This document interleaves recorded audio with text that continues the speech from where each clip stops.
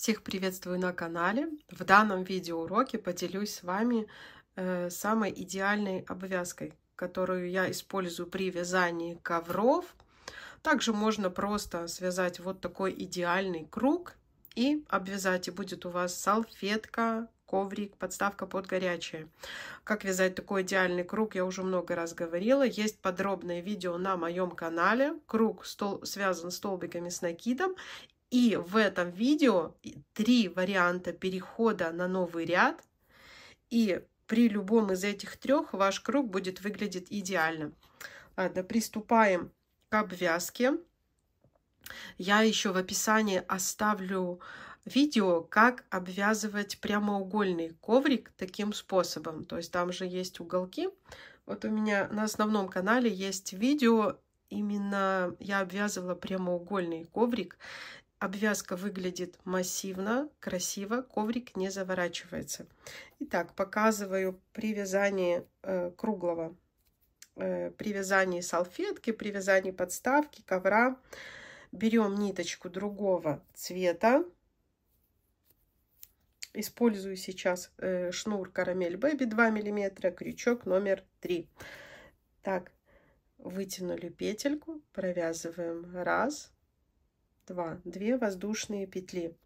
Хвостик сейчас сразу же вяжем. Смотрите, как мы накидываем нашу ниточку. Накидываем вот таким вот образом. 1 накинули, 2 накинули. Крючок заходит с изнанки под косичку. Захватываем петельку, 3 петли на крючке, провязываем все вместе.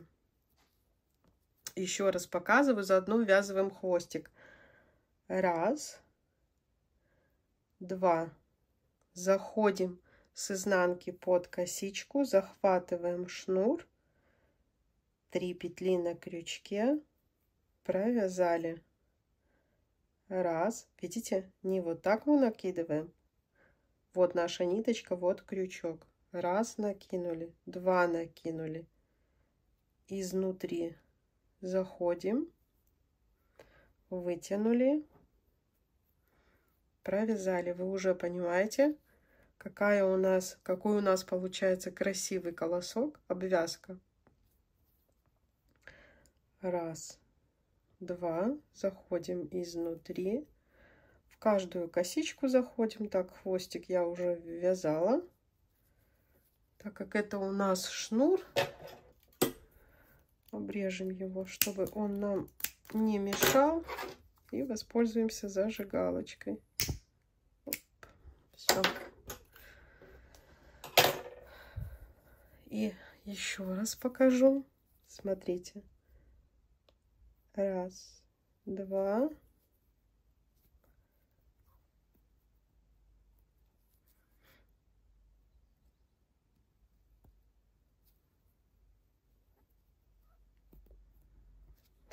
Вот какая получается обвязка. Смотрите, такая 3D косичка. Она массивная.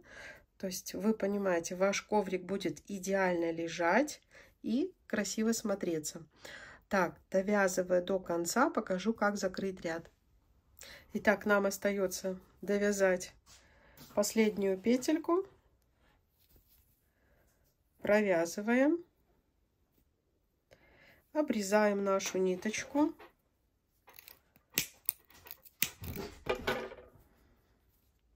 Смотрите, как мы закрываем, вытягиваем вот эту ниточку.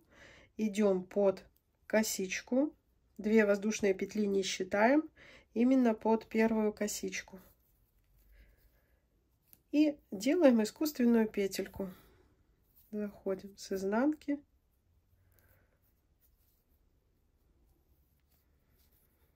Все петельки стянули, чтобы они были одинакового размера.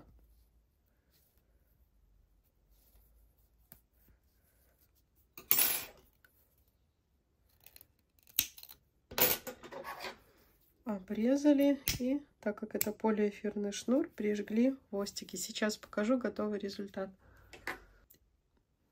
Итак, смотрите, какая у нас идеальная обвязка. для ковра, салфетки, подставки под горячие. Смотрите, какая получается окантовочка. Здесь коса, как бы двойная коса, да? Обвязка выглядит, в принципе, так довольно массивно, поэтому за счет этого хорошо держится, если, ну, то есть не загибаются края. Вот, если вам полезен был мой видеоурок, ставьте, пожалуйста, ваши лайки и подписывайтесь на канал. Всем пока-пока!